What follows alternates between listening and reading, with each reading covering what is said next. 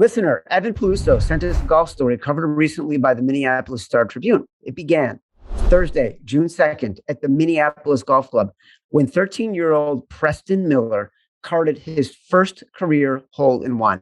But young Preston, who plays varsity golf at local St. Louis Park High School, didn't save the ball as a keepsake. Instead, he kept playing with the same ball, and he lost it 3 holes later after it struck a tree. He finished his round and head to the clubhouse.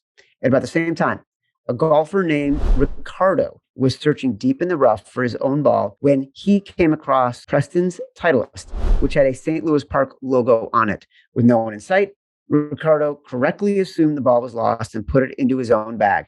Near the end of Ricardo's round, on hole 16, he needed a new ball. So he grabbed Preston's lost ball from his bag at random and proceeded to card his 4th career hole-in-one with it.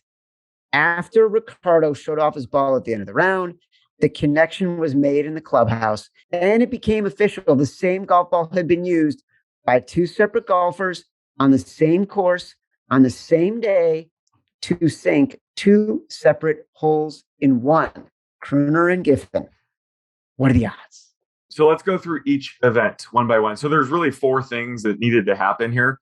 The first was 13-year-old Preston had to hit a hole-in-one on hole 4. So we gave him the average golfer's odds, which is about 12,500 to 1. The fact that Preston did not stash his ball away after hitting the hole-in-one is one of the crazier things about this story. Like that's insane to me. The funny thing is, Sean and I, we try to throw cold water in a lot of these, but everything we're doing here is like underestimating the craziness of this. Like, First of all, the kid shouldn't be playing with this ball. The fact that he did keep playing with his ball, well, Preston here, 4, 5, 6, and then on hole 7, he shanks it. Not only were we setting the odds on him shanking it, but then also Ricardo had to come across Preston's ball. So given the fact that Preston shanked it, Ricardo had about a 17% chance of coming across it. We're saying like 1 in 6. This is an area we're probably underestimating the odds. We're underappreciating how rare this is. So 17% was just basically that Ricardo would come across, the shanked hit. Got it.